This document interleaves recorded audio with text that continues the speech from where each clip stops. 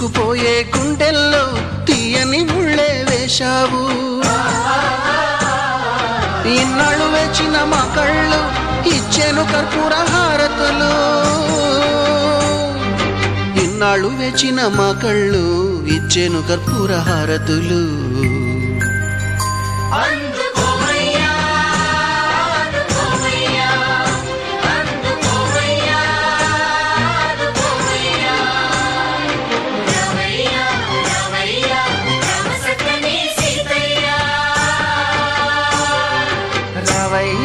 రావయ్యా రామ సక్కని సీతయ్య.